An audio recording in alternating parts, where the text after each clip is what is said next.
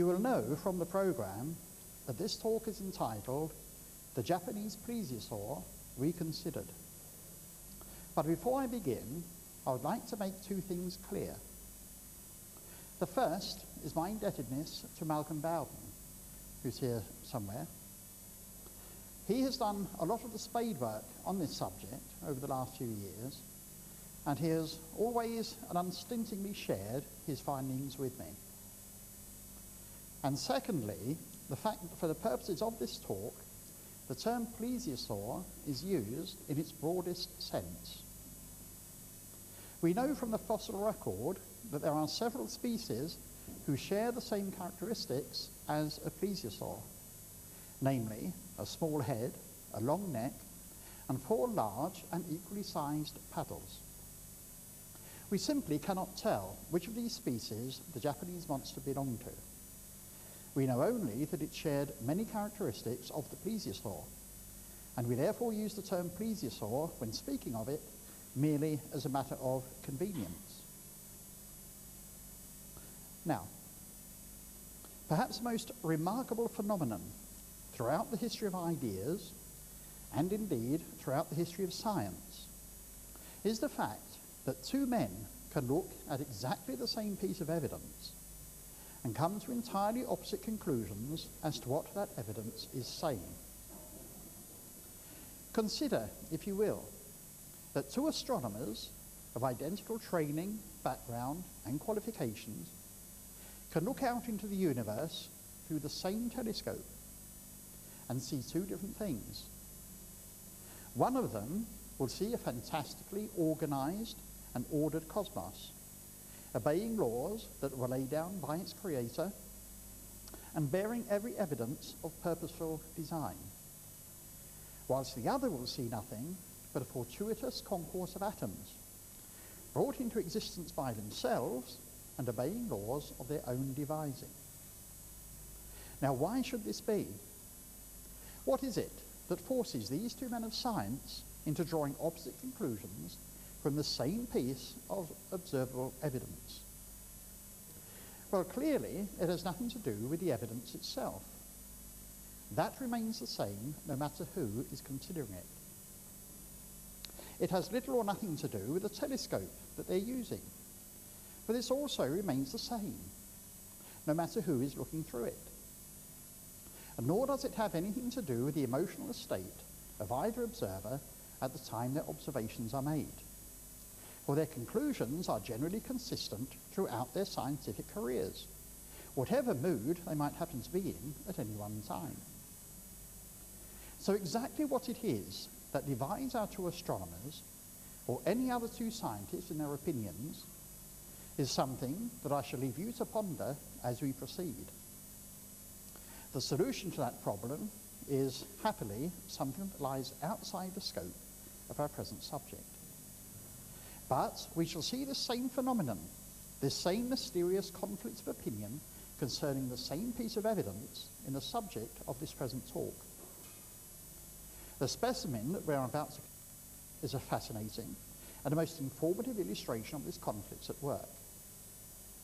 It is one of those pieces of evidence whose implications are so clear that it immediately divides observers into two camps. Those who say that it is a living example of a creature that just shouldn't be there if evolution theory were true, and those who say that it is not what it appears to be, but is another creature entirely, and one that does not contradict the theory of evolution. So, on the 21st of July, 1977, readers of that most staid and sober of British journals, The Times, read the following article, and I quote, "Japanese fishermen caught a dead monster weighing 2 tons and 30 feet in length off the coast of New Zealand in April, it was reported today. Believed to be a survivor of a prehistoric species, the monster was caught at a depth of 1,000 feet off the South Island coast near Christchurch. Paleontologists from the Natural Science Museum near Tokyo have concluded that the beast belonged to the Plesiosaurus family. Huge, small-headed reptiles with a long neck and 4 fins. After a member of the crew had photographed and measured it, the trawler's captain ordered the corpse to be thrown back into the sea for fear of contamination to his fish. Unquote. That's from the Times on the 21st of July, 1977. And what a remarkable story to read over the breakfast table. But what is perhaps more remarkable is the fact that this story was not reported at that time in any other British newspaper, to my knowledge. Now, why should this be?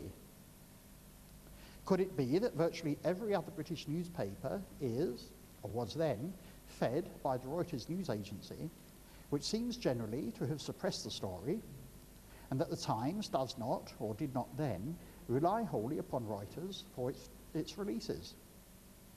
Some might think so, but it is nevertheless curious, given the public interest that monsters have always generated, that no other paper in Britain seems to have carried the story at that time. However, after 9 whole days of the deafening silence that followed the appearance of the Times article, it was somberly announced by the BBC on the 30th of July, 1977, that the supposed monster had only looked like a Plesiorsaur. It was, in fact, the body of a basking shark that must have decomposed in such a way as to resemble a Plesiorsaur. And that, ladies and gentlemen, was supposed to be that. The BBC, having gained their information from the British Museum of Natural History, had spoken and had issued what we may call an official utterance on the matter. And to quote a Gilbert and Sullivan operetta that was actually set in this town of Portsmouth, it is a happy circumstance of this glorious country of ours that official utterances are invariably regarded as unanswerable. Unquote. So let us now consider this official utterance of the monster being a basking shark rather than a plesiosaur-type creature, and see how it stands up to the now considerable body of evidence that is available to us. It may surprise us to know that the utterance was made before any good evidence on either side had made its way to the West. Indeed, the symposium of scientists had not yet been called together in Japan to discuss the matter of the creature's identity, and they were not to report their findings until late September of that year, almost 3 months after the BBC's official utterance. Now, the BBC has many fine qualities, but prescience is not among them. And the haste with which the utterance was made might suggest to the cynical amongst us that the creature's identity had been decided upon not because of the evidence, but for fear of what that evidence might later suggest. Be that as it may, since that evidence has come to light, the evolutionary establishment has had many opportunities to revise its opinion concerning the creature's identity. But it has consistently refused to do this. The creature is said to have been a basking shark still. So let us now turn from official utterances on the matter and look at the evidence itself to see what it actually tells us. To begin with, the trawler that dredged up the animal was a Japanese fishing vessel called the Zuio Maru. She was owned by the Teo Fishery Company, and on the morning of April the 25th, 1977, she was fishing just 30 miles off the New Zealand coast. On board was a marine biologist named Michihiko Yano. He's the crew member mentioned in the Times article, and his job was to check each catch, identify the species, and examine them for any disease or deformities. Now, to do such a job, you need an almost encyclopedic knowledge of marine biology. That knowledge has to embrace hundreds, if not thousands, of species of fish and other creatures, and your knowledge of all the diseases and deformities that can afflict those species must also be necessarily great. The health of the consumer, the prosperity of the fishing company, and the livelihoods of hundreds of fishermen and their families all depend upon the quality and the excellency of that knowledge. Yet here we have the BBC and the Natural History Museum, none of whose members had seen the specimen, asking us to believe that this qualified marine biologist, who knows more about the sea and its creatures than most men could be expected to know, would not know a dead shark when he saw one. And nor, we are assured, by implication at least, would the captain of the vessel or any of his very experienced crew. Consider the magnitude and the enormity of that assertion, if you will, because it's a very important detail in this conflict. But Jarno did not just look at the creature and pronounce its kind. Indeed, to my knowledge, he has never himself suggested that it is a plesiosaur. Others have said that for him. But because of its entirely unfamiliar appearance, he photographed the creature several times from different angles and also made drawings and measurements of its skeletal structure. He took tissue samples for further testing and then, for no doubt it was he, advised the captain of the vessel to dump the rotting carcass back into the sea before it contaminated the valuable cargo. In short, he did pretty much all he could reasonably be expected to do under the circumstances in which he found himself. And we are very fortunate indeed to have his photographs and his drawing to examine. Let us look briefly now at the photographs. We shall come back to them for a more detailed appraisal a little later. This one is one of two frontal pictures of the monster. Certain details are clearly visible, particularly the skull, the long neck, and the huge, powerful paddles. The skull is there. There's the left eye socket. The lower jawbone is missing, as are the teeth, unfortunately, but the rest of the creature is visible. And we can see, with careful examination, the vertebrae along the neck and the ribs forming the rib cage. The carcass itself was empty when it was dredged out. There were no internal organs to examine, and it was estimated that it had been dead in the water for between 6 and 12 months.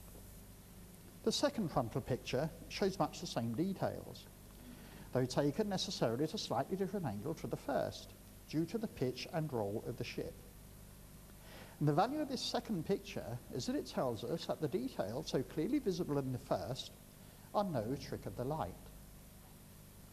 What I would like you to look at the moment is this cable, which is supporting the weight of the monster. And it is being bent by this bone, which would be in equivalent to our clavicle or collarbone.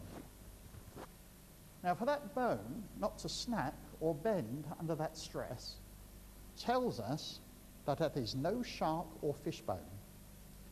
Their bones will be far too soft to support that weight and that stress. That is certainly perhaps a mammalian or perhaps a reptilian bone. It is not a fish bone or a shark bone. Let us turn to the third picture, figure 4, which is namely a dorsal or rear view of the monster as it hung above the deck. And here again are certain important details that tell us conclusively the kind of creature that we are dealing with. At all events, they tell us most plainly that this creature is no shark. We shall return to consider the details very shortly, but for the moment we can notice the spinal column and the amount of red meat that is around it. That's something that sharks don't have. Again, we will come back to that. Now, for the final photograph, figure 5, the creature was laid on the deck of the ship so that tissue samples could be taken. And in this photograph, we again see certain important identifying details. The two large globes in the picture are simply floats that belong to one of the dragnets of the ship. But here we can see clearly what remains of the creature's head. Again, the eye socket is there. The cervical or neck vertebrae are clearly visible along here. And what we're looking at here is one of the enormous paddles that are overlying the carcass of the creature. And these have these strange horny fibers coming through them, which again is a feature that sharks don't have, which again we'll consider later. And again, we can see that there was no lower jawbone or mandible, but that's a pity because that would have allowed us to narrow down the species of the creature if they'd been present. But so that we may consider now in some depth the meaning of these photographs and the treatment that they and the man who took them has received at the hands of the scientific establishment, then we must first carefully consider the findings, or at least the official announcements, that were put out by certain members of the Natural Science Museum of Tokyo.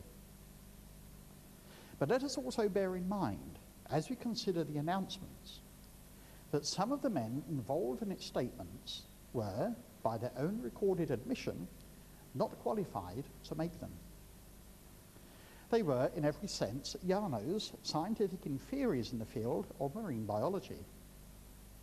In other words, they were not qualified, as Jarno was, in the field of identifying or recognizing on any important scientific level different species of marine life. How that qualified them to comment on the matter, I shall leave you to wonder at. But it has to be said at this stage that the history of science is filled with instances of scientists who have discovered something embarrassing to the establishment being treated in ways that can so often only be described as shabby in the extreme. And Michihiko Yano is no exception to this process. We shall see that his good name and character are very subtly but surely besmirched in the Japanese report. And that alone may tell us, as much as any other evidence, just what it was that hung in the rigging of that fishing vessel 23 years ago, and which Michihiko Yano was rash enough to photograph. The report, surprisingly, was a Franco-Japanese affair, though what exactly the French had to do with this business is nowhere explained. The French organisation under whose umbrella the symposium was conducted was La Société Franco-Japonaise d'Oceanographie. And if ever you wonder why we English don't like speaking foreign languages, that pronunciation would explain. But why, we have to ask, were the Japanese not considered capable of reaching their own conclusions? Well, there are those of a somewhat more cynical disposition than I who are tempted to think that the French involvement was inspired by a very understandable concern in the West over the fact that Japan's national newspapers were openly and repeatedly discussing the fact of living plesiosaurs. Such news is not welcome on this more Darwinian side of the world. Indeed, those same cynical people might be led to think that the French involvement was put in place in order to discredit the evidence before too much of it filtered through to the West. Why on earth they should ever think such a thing is beyond me. But it is worth noting that according to the Times article, which was written in the July of 1977, the Japanese scientists at the same scientific institution, the Natural Science Museum of Tokyo, were unanimous in declaring that the creature was a plesiosaur. But by September of that year, after the French became involved, they're suddenly unanimous in saying it was a shark. Now, did the French involvement begin after July 77? I would love to know, but I don't suppose I ever shall. However, the report was the fruit of two meetings held under the auspices of Japan's Natural Science Museum, the first being held on the 1st of September 1977, at which 12 of the museum scientists were present. Then the second, of which the report was finalised and endorsed, was held on the 19th of September that year. Now, it is a curious and perhaps a telling fact that the one person who should have been invited to that first meeting, but was in fact absent from it, is Michihiko Yano, the marine biologist who had a great deal of first-hand evidence that he could have laid before the symposium. He was admittedly present at the second meeting, but this meeting was not crucial to the symposium's findings. Those findings, it seems, had already been reached, and the second meeting was held merely to bring things together. But the question must surely remain, as to why Michihiko Yano, the most important person in this whole scenario, was never called upon to give his evidence under any kind of formal examination. Not even a written submission from him is referred to, or was ever required, it seems. Only informal remarks of his, informally obtained before the symposium sat, are alluded to in the report, and that is extraordinary, to say the least. Moreover, Yano is himself subtly disparaged in the report. Firstly, he is described as nothing more than a crewman of the vessel on which the creature was caught. Now, in the mind of anyone reading the report, a crewman of a fishing vessel is one who stands at a table all day gutting fish or hauling in the nets. He is not generally considered to be a qualified scientist. Whereas the truth of the matter is that Michihiko Yano, who was around 39 years of age at the time of the creature's discovery, was in fact a graduate of the Yamaguchi Oceanological High School and had gone on from there to become the assistant production manager of the Teo fisheries. Now that is some crewman. And a crewman, we can be sure, who could tell a dead shark when he sees one. Not that you would discover that from what the report says. Furthermore, his character is also seriously called into question in the following way. The first paper in the report was co-authored by two scientific specialists who admit, however, that they are not specialists in any field that could have helped them in identifying the creature at the centre of this investigation. What authority that lends to their conclusions I shall leave you to guess at. But it does not stop them damning the evidence that they are supposed to be considering so impartially. They complain that the only tissue samples brought back by Yano are a number of horny fibres. And they further lament that the photographs Yano supplies are, and I quote, apt to lead to diverse interpretations, unquote. We might ask ourselves what other photographs, or what better photographic evidence, could he have supplied? These photographs look straightforward enough to us.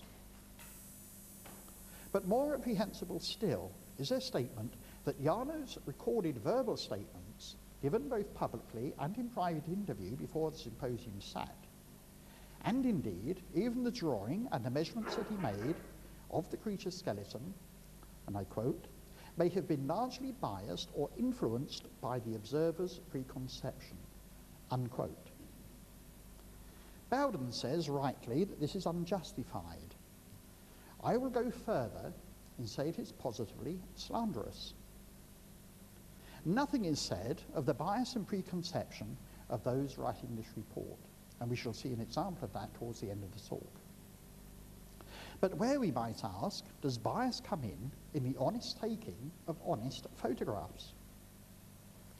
It is also worth considering something that the symposium has ignored, namely the fact that Yano has never sought any financial or academic advantage or recognition over the discovery. He had no particular axe to grind. So where is this bias and preconception of his supposed to come into the picture? What the statement and its insinuation does accomplish is to bring both Yano's good character and his judgment as a scientist and company employee into question. And if that is successful, then it becomes that much easier to dismiss the evidence that he has brought back. It is, in short, a shameful way for any scientific symposium to proceed. Just what Michihiko Yano thought of it all, we can only guess. But let us look now at how the evidence itself is dealt with in the report, for this is just as illuminating as the facts that we have been considering. Remembering that the supposedly majority verdict of the symposium was that the creature dredged up by the Zuiomaru was a basking shark, we are surprised to read on page 48 of the report a paragraph that says the following, and I quote, "The surface of the body was whitish and covered with dermal fibres, which intersected each other like in whales and other mammals, but were not weak as in fish. There were thick, white, fat-like tissues on the back, and reddish muscles were seen running longitudinally between the white tissues. The putrefactive smell was not like that of teleostin fishes or sharks, but resembled that of marine mammals. The head was said to have been hard, exposing the cranium, and not shark-like. Unlike sharks, in which the nares, or the nostrils, are situated in the lower surface of the skull, the carcass had nares at the front end of what remained at the cranium. Unquote. Now this is indeed an extraordinary and refreshingly honest statement. For what they are saying here is that this creature had the following 6 characteristics. 1, it has a covering of strong dermal fibres, which is a mammalian feature. It is not found in sharks. 2, it has fat-like tissues, and neither fish nor sharks possess fat. 3, it has red muscles. We shall look at this feature in a moment. 4, the smell was mammalian, and not the ammonia smell of fish and sharks when they decay. 5, the head was hard, where fish and shark heads are soft. And 6, the nares are on the front of the skull, unlike any sharks. As Bowden points out, if only one of these features had been present, then the presence of that one feature alone should have disqualified the shark hypothesis from the outset. But here are 6 important features belonging to our monster, yet unknown in sharks, that together must discount completely any hypothesis claiming this animal is a shark. And yet the report clouds ahead as if they were all of no significance. Page 65 of the report does admit that sharks do not possess fat. And in the 6th paper, it mentions the decay of the creature's fat to adipocere, which human undertakers know as grave wax. It's a kind of sludge that the fat decays into. Interestingly, though for obvious reasons, the shark hypothesis receives no attention in that particular part of the paper. Concerning the red muscles that are plainly seen on the carcass in figure 4, we encounter the most extraordinary treatment. In the 4th paper, it is admitted that the carcass does clearly show red muscle along the spine. We can see it clearly for ourselves in this picture. Now I stress again that red muscle is a mammalian feature. It is not found in basking sharks.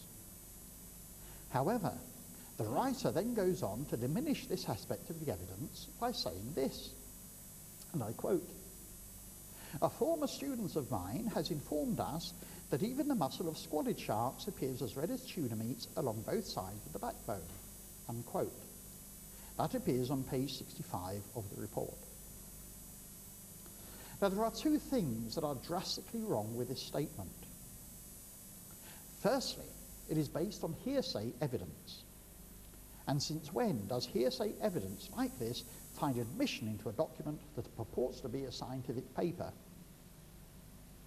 The writer had only to go to the museum's well-stocked library to look up the fact, which he could have duly referenced, but instead relies upon the remarks of a former student. Whether he is a good student or a bad student, we're not told. And secondly, whether or not squalid sharks have red meat, they are not basking sharks. There are over 70 different kinds of squalid shark, and the basking shark is not one of them. But then, by sleight of hand, sharks are further referred to without distinction as to whether squalid or basking sharks are meant. If squalid sharks are meant, then they have no place in the discussion. But if basking sharks are meant, then what becomes of the fact that basking sharks have no red meat?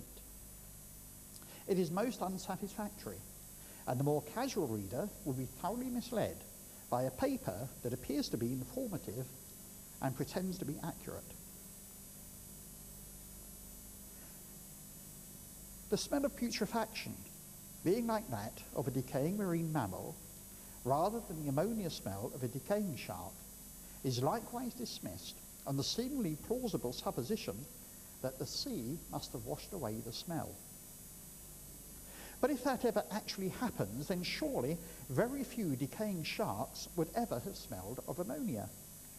And hence the smell of ammonia would never have become one of the distinguishing characteristics of dead sharks. If the sea had indeed washed away the smell, then there surely would have been no smell at all. But the contrary is the case. There was indeed a strong smell of putrefaction that was well known to the crew of the ship and the marine biologist who made a special note of it. Indeed, it was strong enough to rise above all the other strong smells of a typical fishing vessel. But it was the thoroughly distinctive smell of a decaying marine mammal, not that of a decaying shark. And the sea had clearly failed to wash the smell away. Another fascinating and distinguishing feature of the animal's carcass, which we can see in figure 2, are the very large flippers or paddles that are clearly seen in the photographs. The crewmen, we are told, which suggests that some at least were interviewed with Jarno himself before the symposium was held, are unanimous in saying that the rear flippers were every bit as large as those at the front. This is a very strong indication indeed that a plesiosaur-type creature is represented here. But how does our report deal with this information? Simple. The large rear flippers are said to be nothing more than the claspers that are found on the rear end of male sharks, which are used to hold a female in position during mating. Now, are we seriously to believe that the crewmen who described these rear flippers were so unfamiliar with the appearance of sharks? And shark fin soup, we must remember, is a much sought after and highly saleable delicacy in Japan, so that Japanese fishermen are handling them all the time. Are we seriously to believe that they would not know a clasper from a paddle? And further would not know the difference between large and small? For no shark in the world has claspers that are as big as its fins. And certainly none approach the truly gigantic size of these paddles, all 4 of which were each some 2 meters in length. I would certainly not like to be a Japanese consumer of shark fin soup if the fishermen catching it for me were that ignorant of a shark's anatomy. You'd never know what you were eating. But let us proceed now to the horny fibres that Michihiko Yano retrieved from the carcass, and which the scientists at the museum were able to examine. We can see them in figure 5. We see them here very clearly indeed, and Yano extracted 42 of these fibres, each of them being between 6 and 10 inches in length. He washed each of them in an antiseptic solution of sodium hypochlorite to prevent further decay. What ordinary crewman would have thought of that? And brought them back to Japan for analysis.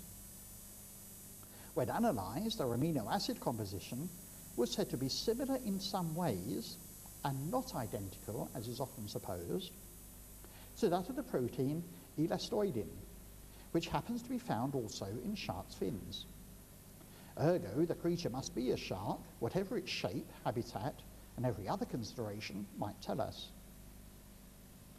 But what again appears to be overlooked, or perhaps you should say sidestepped in the report, is the fact that basking sharks, though they may well have elastoidin somewhere about them, do not possess the horny fibres that were extracted from the carcass in question. These horny fibres are peculiar to our monster. They are not a shared characteristic of sharks. So the fact that a certain chemical or protein, or one fairly similar to that of a shark, is found in the horny fibre, the very fact that the horny fibre itself is not found in sharks precludes it from being used in identifying the owner of the horny fibre as a shark. On which subject, and given the unseemly readiness with which these chemical tests have been seized upon in the West as proof positive that the creature must have been a basking shark, it is interesting to read a certain damning admission contained within the report itself. For as the authors of the first paper point out to us, and I quote, No chemical substances have thus far proved to be truly diagnostic for classification of the higher taxa of vertebrates, in spite of the modern biologists' and paleontologists' eager desire to utilize chemical characteristics as clues to investigate animal phylogeny. As to the amino acid composition under discussion, we have been informed that comparative studies of some groups of animals show the existence of many amino acids common to all groups dealt with, unquote. In other words, elastoidin is a protein that is by no means exclusive property of basking sharks. It is shared by a whole host of other species, which means that such chemical comparisons are pretty much a waste of time, for they tell us little that is meaningful in identifying otherwise mysterious remains. Again, there are those of a more cynical disposition than I who would wonder at the fact that the members of the symposium who conducted these tests and who laid such stress upon their ability to identify the creature by means of them are also seemingly the only members of the symposium who seem to be unaware of the fact that such tests are largely useless. Coincidence, it seems, knows no bounds. But finally, we may consider the much vaunted allegation contained in the report that the creature had a clearly definable dorsal fin, which, though not present on any species of mammal, is yet a well-known feature of sharks, basking or otherwise. So let us look again at the dorsal view, figure 4, of the carcass, and see what actually lies behind it all. No pun intended. We may begin by noting a remark in the first paper of the report, which tells us on page 49 that, and I quote, "It is also strange that the carcass had paired fins but no dorsal fin," unquote. Let's read that again. "It is also strange that the carcass had paired fins but no dorsal fin," unquote, which makes the following comment from the second paper somewhat interesting. I quote, "Though the dorsal fin has not been mentioned by the eyewitnesses, nor was it shown in the sketch," and as Bowden points out, that's probably because it wasn't there, "the whole shape of a dorsal fin can be recognized in one of the photographs." The photograph in question is the one that we're looking at now. And we have to note that at no point along the creature's considerable spine is there any sign of a dorsal fin, or even the remnant base of a dorsal fin. But that doesn't stop the authors of the paper from claiming that the base of the dorsal fin must have slipped off the spine, since when do they do that, and around to the right of the carcass, where we actually see what is the root or base of the front right paddle. This is the area here that they're speaking of. They even try to claim that the extraordinary size of the front right paddle is due merely to the fact that the allegedly displaced dorsal fin is overlying the pectoral fin of the shark, thus giving the appearance of a large paddle, when in fact nothing more than two fins are present. Extraordinary. But mark carefully, if you will, that by this hypothesis they fail to explain to us how the left front paddle, which we can see in this picture, figure 2, gained its enormous size. And then what about the rear paddles that are of the same great dimensions as the two at the front? Exactly how many dorsal fins are we supposed to be considering here? But notice, if you will, how the judgment and observational powers of Michihiko Yano in particular are disparaged in this part of the report. Could he and his fellow crew members really see two shark's fins and mistakenly believe that they were looking at a giant paddle? That it should be only insinuated that his powers of observation, his powers of judgment, and his ability to report accurately what he sees when he is about his business as a marine biologist, and indeed to suggest that his integrity as a scientist is so unreliable that he is prone to make mistakes of that magnitude, mistakes that a first film pupil wouldn't make, are a wounding and an unjustified insult to him. The mind boggles at such unkind treatment. He, of course, is not the first scientist to suffer such disparagement at the hands of an embarrassed establishment. And I don't suppose for one moment that it'll be the last.